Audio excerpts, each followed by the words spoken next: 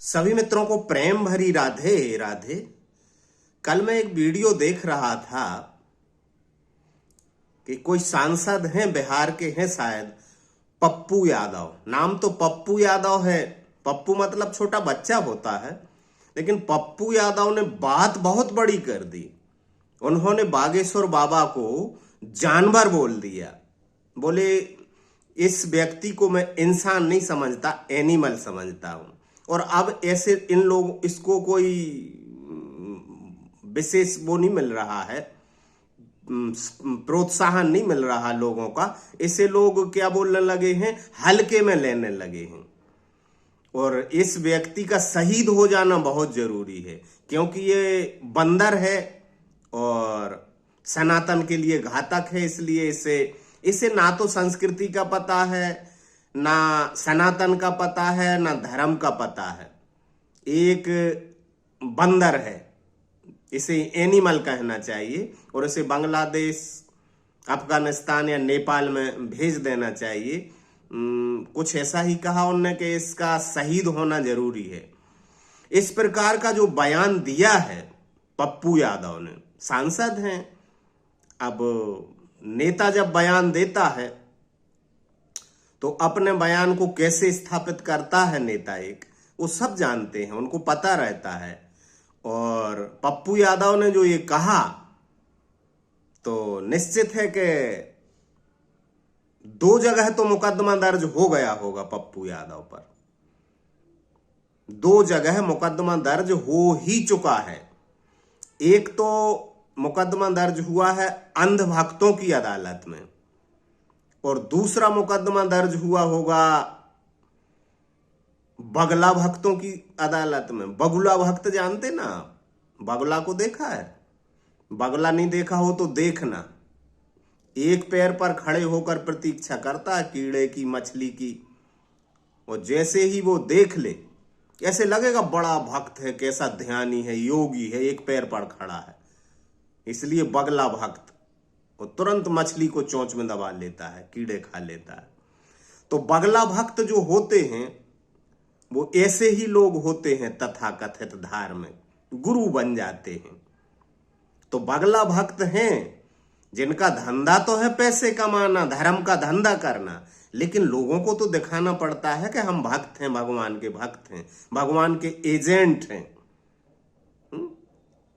Messenger हैं, भगवान तक ले जा सकते हैं, बीच के हम एजेंट हैं भगवान के और तुम्हारे बीच में। तो एजेंट बनकर जो काम करते हैं, जानते तो सब हैं, वे भोले भाले लोगों को ठगते हैं, उन्हें बोलते हैं बगला भक्त।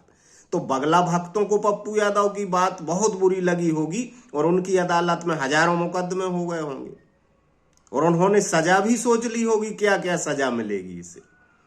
और एक होते हैं अंधभक्त। अंधभक्त तो बेचारे इनोसेंट होते हैं, निर्दोष होते हैं, वे जानते नहीं हैं। बगला भक्त अंधभक्तों को ठगते हैं, तो अंधभक्त तो बहुत नाराज हो जाते हैं और अंधभक्त बेचारे मारे भी जाते हैं। यदि धर्म और धर्म के नाम पर युद्ध होते हैं जब, तो बगला भक्त तो बच निकलते हैं, अंधभक्त मारे जाते हैं, क्योंकि लड़ मरते हैं वो तो।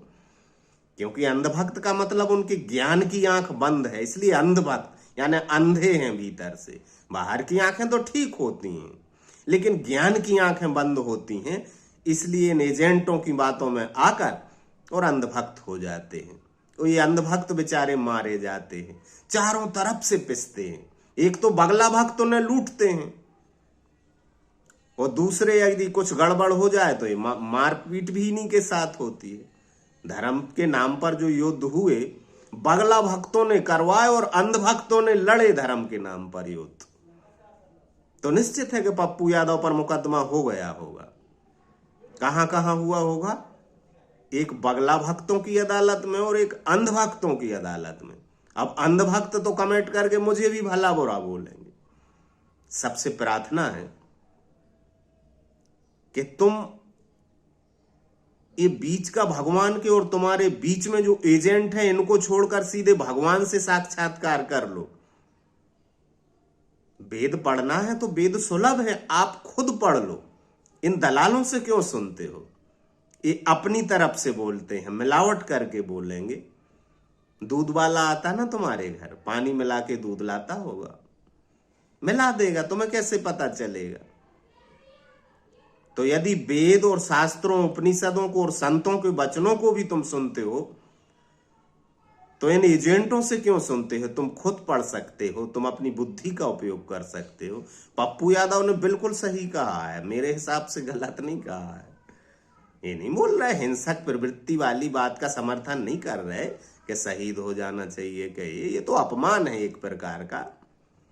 लेकिन सनातन के नाम पर वो बगला भक्तों की दादागिरी और बगला भक्तों का व्यापार बड़े जोर शोर से चलता है। यदा कदा कुछ लोग चुटकी ले लेते हैं, वही पप्पू यादव ने किया। राधे राधे।